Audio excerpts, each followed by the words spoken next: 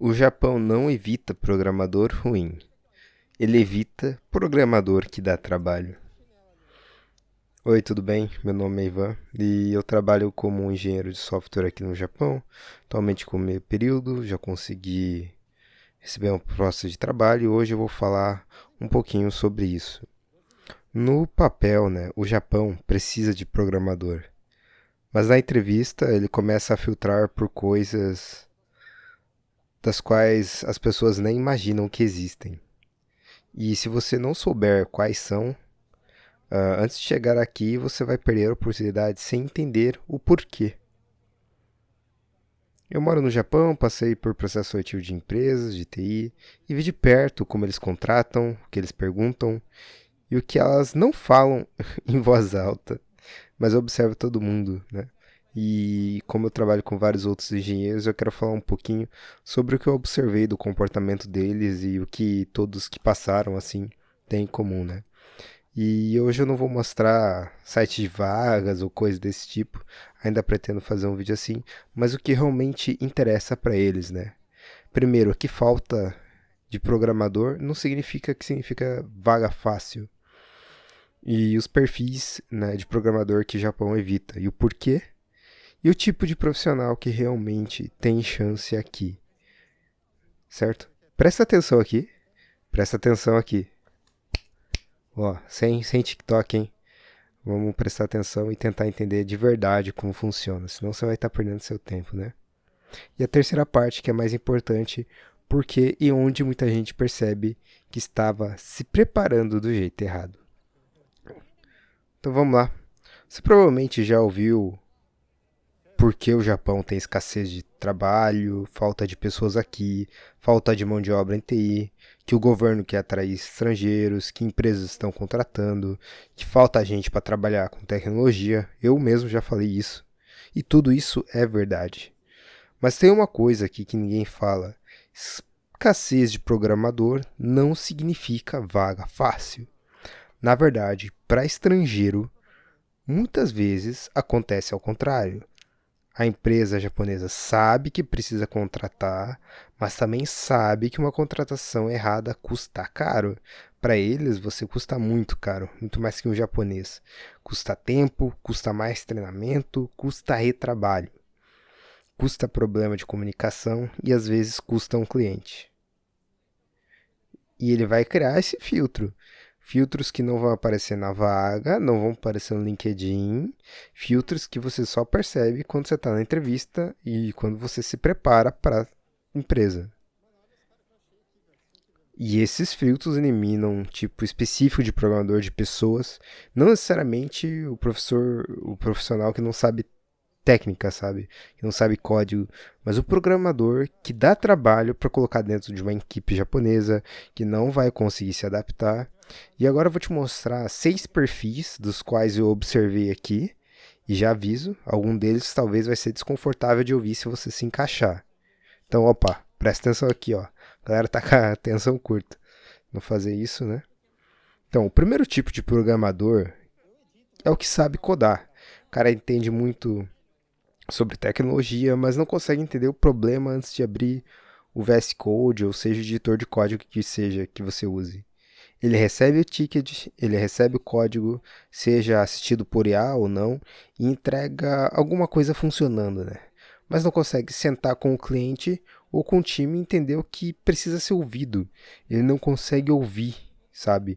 E entender as necessidades. Muitas vezes isso é muito mais humano, principalmente aqui no Japão, quando ou você fala com a sua equipe para resolver um problema dele, ou você fala com o cliente para resolver um problema, adicionar uma funcionalidade, né? No Brasil, dependendo de empresa, isso passa. O dev fica isolado, né? Pega a tarefa, resolve e joga para frente. No Japão, isso vira um problema. Empresas japonesas valorizam muito o que eles chamam de yokenseri, eu posso dizer assim. É levemente a organização de requisitos. Em português seria tipo, entender o problema antes de você sair programando. Por mais que isso pareça básico, tem gente que erra. Numa entrevista que eu fiz aqui no Japão, me perguntaram uma coisa que eu não esperava, por exemplo.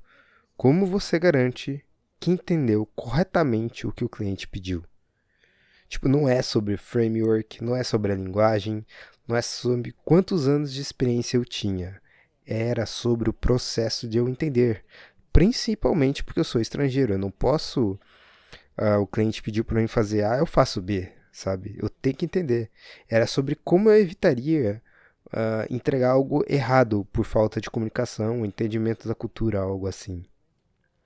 Para a empresa japonesa, isso pesa muito, porque o código errado você corrige, mas entendimento errado pode comprometer semanas de um projeto que era desnecessário ou que foi na direção oposta. E o próximo perfil é ainda mais perigoso, porque muitas pessoas acham que está tecnicamente indo bem, mas a equipe já está perdendo a confiança nela. O segundo tipo de programador que eu quero falar aqui de perfil é o que não se sabe se comunicar dentro do ambiente de trabalho. E eu não estou falando de ser extrovertido, você não precisa ser a pessoa mais comunicativa da sala, mas numa empresa japonesa você precisa ser previsível. Existe uma ideia muito forte aqui chamada de Horensou, que são três partes, né? Hokoku, que seria relatório, Renraku, contato, e Sodan, consulta. Na prática é simples. Se você travou numa tarefa, você avisa. Você não espera 2 dias tentando sozinho. Se uma entrega vai atrasar, você fala antes. Você não aparece no dia da entrega dizendo que infelizmente não consegui.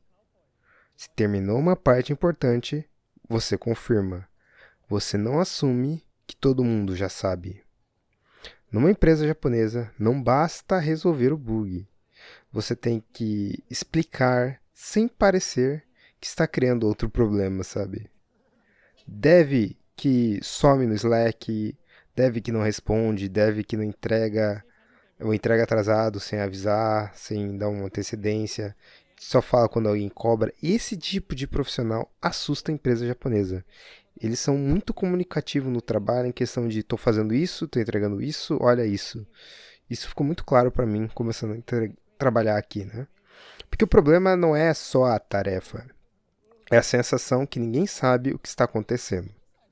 E é aqui que muita gente joga a culpa no idioma. Mas o idioma é só uma parte do problema. Presta atenção aqui. Tá perdendo atenção de novo, né? E o terceiro que eu quero falar é o tipo de quem acha que só inglês resolve aqui no Japão. Eu entendo a lógica. Tem uma área onde inglês importa, documentação é em inglês, código é em inglês, framework é em inglês. Muitas empresas querem se internacionalizar, já falei aqui, por exemplo, a Rakuten, mas só que tem um detalhe. A maioria das empresas japonesas ainda funciona em japonês. Reunião em japonês, documento interno em japonês, RH em japonês, Slack em japonês, alinhamento rápido no corredor em japonês, conversa informal em japonês. Eu estou sendo muito repetitivo, mas essa conversa informal, às vezes muitas vezes importa, sabe? Às vezes você tem uma falta de comunicação, falta de entendimento da cultura. Mesmo que em empresas onde inglês é aceito, aceito não significa preferencialmente preferido, né? A prioridade deles. Quem tem japonês consegue participar mais, entender melhor o clima, perceber o ambiente e cria confiança mais rápido. N3, a nível de habilidade em japonês mais mediano, não te garante vaga, mas mostra que você está chegando completamente, não completamente perdido, sabe?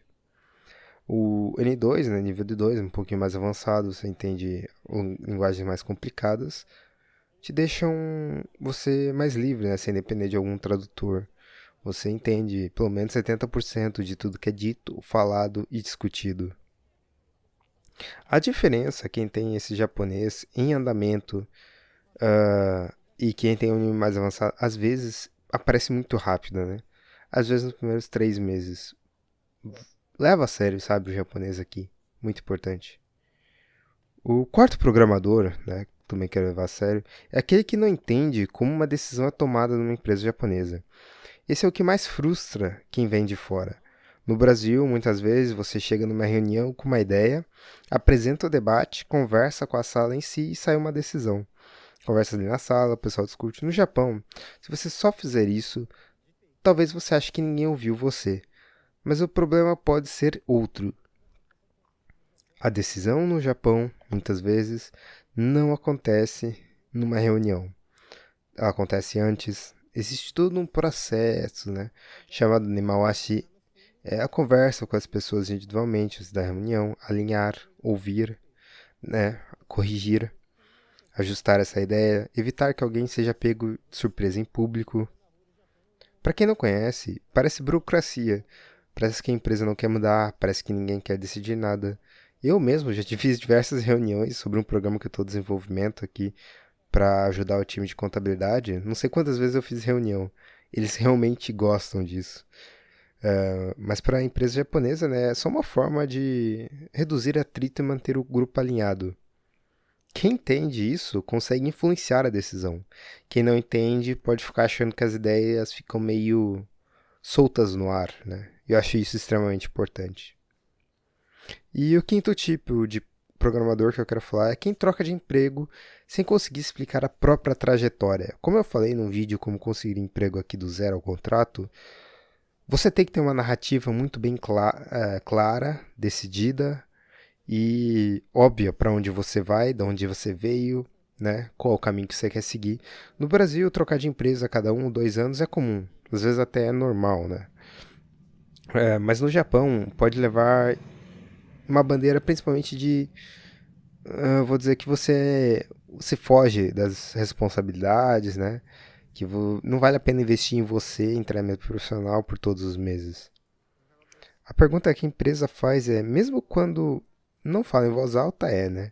Esse candidato vai ficar tempo suficiente para compensar meu investimento? Porque a pessoa tem toda a adaptação, a empresa gasta com você, né? Principalmente sendo estrangeiro.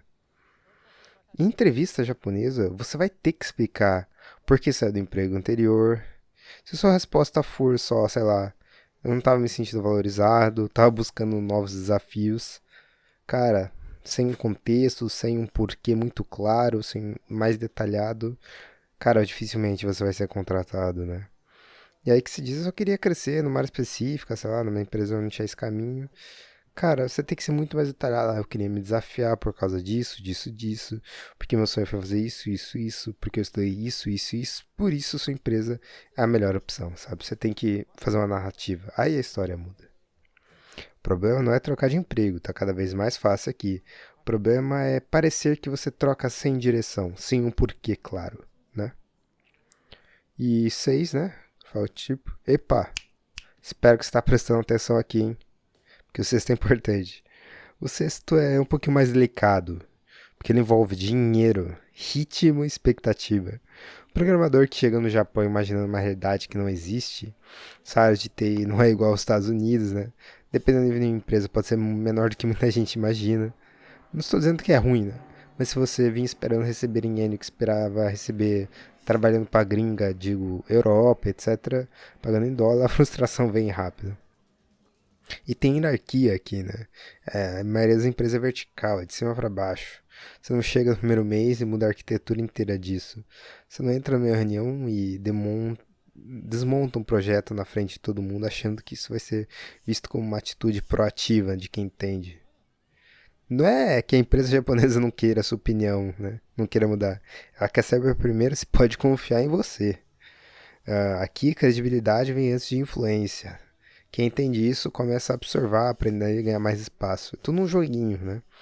E quem não entende acha que está sendo ignorado ou a galera tá te levando a mal. Agora, vem a parte que eu prometi no começo, né? Se a empresa japonesa evita esses perfis, por que tipo de programador ela realmente quer? Cara, eu vou ser mais direto com você e, claro, vamos ver se você consegue se adaptar, se encaixar nesse perfil, ou pelo menos montar seu currículo para tal, ou sua narrativa. O tipo de profissional que realmente tem chance aqui não é o profissional perfeito, é o profissional que diminui o risco para a empresa. Primeiro, base técnica, né? Para você conseguir se explicar. Não só adianta saber uma tecnologia, você precisa explicar o que faz, né? Por que fez, o que resolveu e o que faria de diferente hoje. Sua trajetória, sua narrativa, A empresa valoriza muito esse raciocínio, não só o código funcionando, né? Algum japonês em andamento, japonês eu digo a língua, né? Você está estudando, você está se esforçando para tal. Não precisa ser fluente, né? Mas começando a tentar, buscando um certificado, mostra que está estudando de verdade, não uma frase bonita de entrevista, né? Mas um plano real. E o terceiro, uma comunicação previsível. Aqui a equipe precisa saber onde você está, onde que você está fazendo, para onde vai e deixar isso sempre claro nas diversas reuniões que vai ter. Isso vale muito mais que uma stack bonita no currículo. E quanto ter algo além do código, né? Eu acho que esse é um ponto muito subestimado. Se você só é mais um dev com uma stack que os outros candidatos, sei lá, 100 candidatos têm, a empresa vai comparar você somente por isso, né? E isso tem um preço, né? E risco, e acaba fazendo você cair aqui nas entrevistas. Mas se você tem uma combinação diferente, se você muda de conversa, no meu caso eu sou brasileiro, eu falo português, japonês, inglês, arranho um espanhol feio, mas né, para uma empresa que tem cliente, operação ou interesse na América Latina, isso não é um detalhe, né? É um diferencial. O seu pode ser outra, claro, experiência na área, negócios, seja o que for, conhecimento de um nicho específico, vivência internacional, capacidade de traduzir tecnologia para gente não técnica. Empresa japonesa quer o programador mais genérico disponível? Não, né? Você tem que ser diferente para vir para cá. Ela quer alguém que resolva algum problema que ela já tem. Então pensa nisso antes de entrar numa entrevista. Então, voltando para o começo, o Japão precisa de programador, mas ele não precisa de qualquer programador, né? Ele evita o programador que dá trabalho e encaixa dentro de uma empresa japonesa. Ele evita esse cara. O dev que só sabe codar, que some, não comunica, ignora e fica no canto dele só programando.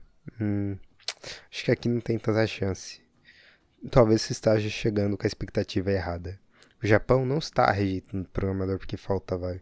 Está rejeitando programador que só sabe codar, mas não sabe como funciona essa toda a arquitetura japonesa. E acho que essa é a diferença para quem manda currículo aqui. E realmente virar uma opção de empresa aqui. Se você tem ou está construindo isso, você tem uma chance real. Se ainda não tem, bom, agora você sabe exatamente onde precisa trabalhar. Se esse vídeo foi útil para você, deixa o like, ajuda muito o canal a crescer, para chegar mais pessoas que precisam dessa informação, né, ou estou tomando uma decisão errada. Eu sei que é nichado, então preciso do apoio de vocês. Qualquer dúvida, só escreve nos comentários que eu sempre respondo todo mundo. Pelo menos quase todo mundo. Ou você escreve, sei lá, hashtag atenção, só pra saber que você tá prestando atenção no vídeo. Beleza? Valeu. Até o próximo vídeo.